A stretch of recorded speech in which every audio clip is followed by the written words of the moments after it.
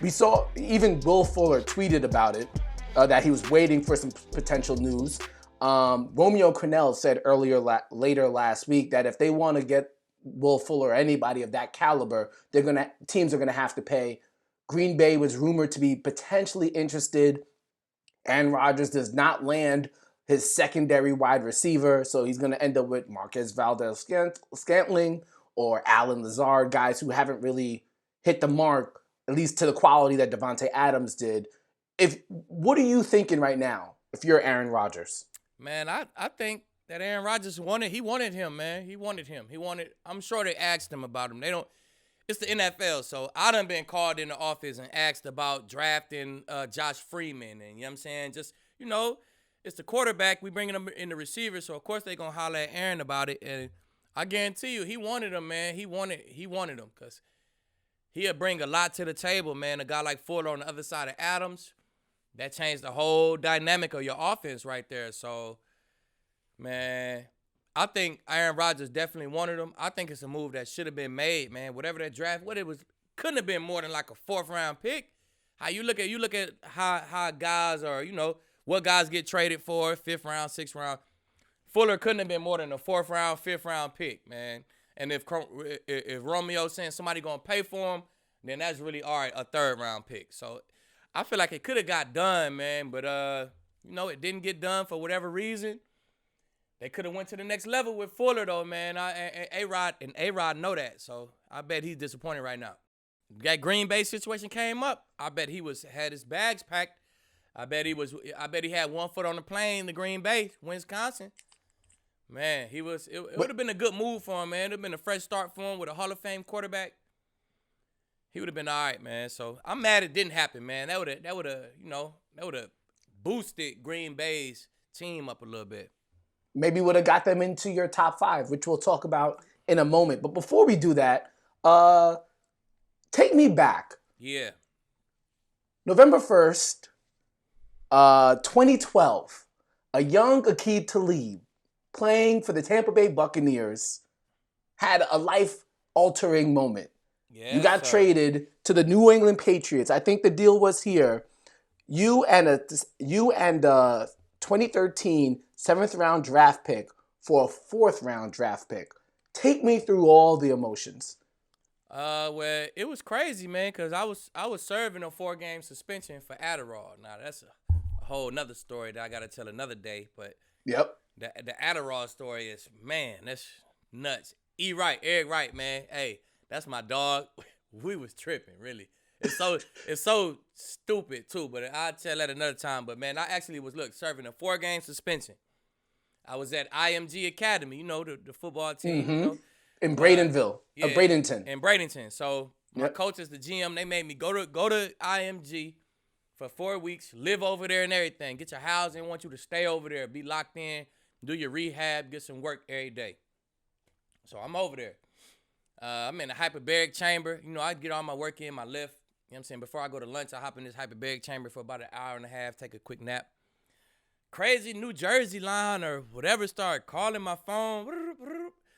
First, I'm screening. Like, I don't know who number this is. I don't answer numbers I don't know like that. You know what I'm saying? It kept calling. So finally, I answered it. It's Coach Schiano, Greg Schiano. Now, he probably wasn't supposed to be calling me, but he trying to call me. So, fool your numbers is going on. He like, man, I wanted to be the first one to tell you, man, we traded you to New England. I'm like, oh, shit. And he like, man, it's not. I think we're trying to put you in a better position because, you know what I'm saying, the owner said you got in too much trouble. They wasn't going to re-sign you this year. So I think I'm looking out for you by sending you with a good friend of mine, Bill Belichick. So that's how he kind of presented it to me. So I'm like, all right. Before he can finish his conversation, my agent is calling my phone. So I screamed my agent, Todd, hold on. Let me finish seeing what my head coach saying. And he said some more. Now, the next one, my brother called my phone. So I'm like, all right, man, let me talk to my brother. All right, coach. Get out the line with him, answer to my brother.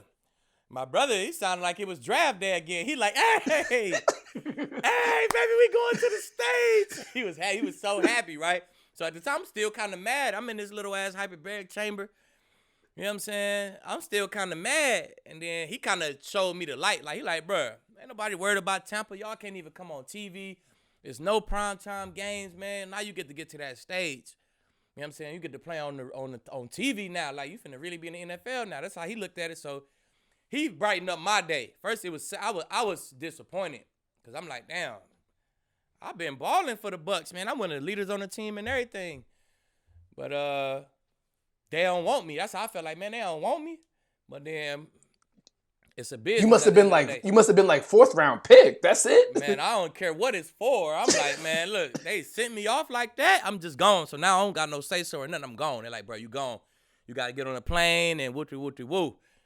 I'm like, man, I initially was mad, sad, disappointed. I talked to my brother, and then my feelings kind of turned at that point. I'm like, all right, man, well, I am going to play for New England. I'm going to the stage, baby. So, you know what I'm saying? From then on, it was positive to me, man. I got there. I got an interception to the crib, my first game. And I feel like from that point on, my NFL career took off. Now, it started one way. It started good, but I don't feel like a lot of people was able to see it because it was a small market in Tampa. So I feel like once that trade happened, my career took off, man. So honestly, some guys get traded for the better and they make their career take off. Some guys disappear. But, man, it could be a good thing or a bad thing, man. You just got to, take advantage of your situation. Well, good thing it all turned out well for you. Obviously, turned in some great years in New England. Turned in some great play, great tape, as you would say, in New England. And now went to the Pro Bowl multiple times, won a Super Bowl. So it all worked out. Yep. So good for you. With that being said, Tampa Bay, now they're pretty much on primetime TV. We saw them on Monday Night Football. All the time. Barely sneaked out the win against the Giants, but they got the win done. Antonio Brown is on the way. We'll see how Chris Godwin gets healthy. But I alluded to them, not just because you said it, because I'm going to reveal the power rankings for Week 9. It's another big week of football coming up, and if you want to get in on all the action, go to DraftKings Sportsbook for your special offer. DraftKings Sportsbook is bringing back their can't-miss offer, and you don't want to miss this. They're giving all new users a chance to earn a sign-up bonus of up to $1,000 when signing up using our promo code BOOTH21. DraftKings Sportsbook has endless ways for you to bet, from live betting to betting on your favorite players. They do it all. Download the top-rated DraftKings Sportsbook app now and use promo code BOOTH21 when you sign up and get up to $1,000. That's code BOOTH21 to get a sign-up bonus up to $1,000 for a limited time only at DraftKings Sportsbook. Must be 21 or older, Colorado only. And if you have a gambling problem, call 1-800-522-4700. Now back to the show. And yes, I'll go from the top down right before we go to our next segment. Pittsburgh stays at number 1. Kansas City stays at number 2. Tampa Bay moves up a spot to number 3 because Baltimore is all the way up out of there. Number 4 is Seattle. They moved up a spot. And in as well at number 5 are the New Orleans Saints, who we do not talk about enough on the show, or in general, the NFL media has not really talked about them too much because all the attention's been going to the Tampa Bay Bucks. Explain why you put New Orleans in, and then explain why you put Baltimore out. Well, Baltimore had that fresh loss, man. If you got 2 losses and some more teams got 2 losses, your second loss is fresh, and they they kind of bouncing back since their second loss. The momentum. Football is a momentum game. My power rankings is a momentum rank as well. So, that fresh loss, man, you just drop out. You're not far. You right at 6, 7, 8. You know what I'm saying? There's a couple more teams who right at 6, 7, 8 as well. But the Saints jump in there, man. There was a couple teams who I thought about putting in there. The Bills. The Bills was it really came down to the Saints and the Bills. I just look at the strength of schedule, man. I judged it off the strength of schedule, and I like the Saints. I like their wins, man. They had wins against the Bears. They had wins against the Bucks, and their losses came against Green Bay and the Raiders. So they lost to 2 pretty good teams, and they had big wins against 2 pretty good teams. So I like what they're doing. They getting guys back. Mike is on his way back. He shouldn't be gone too long, man. So they're getting guys back, man, or they soon to get guys back. And they the 15, man. I like them in there. And they added Quan Alexander. So added Quan Alexander as well, man. He's going to help them a lot on defense. He can play man coverage. They play a bunch of man coverage. They ask their linebackers to guard tight ends and running backs. And Quan Alexander can get that done for you, man. he familiar with that Bucks offense too. So coming back to that division, man, he'll definitely get them guys some confidence on defense.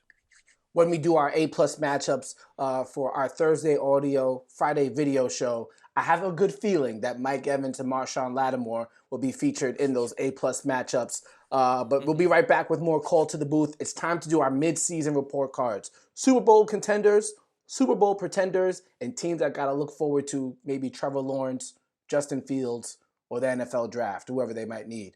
We'll be right back with more Call to the Booth in a moment.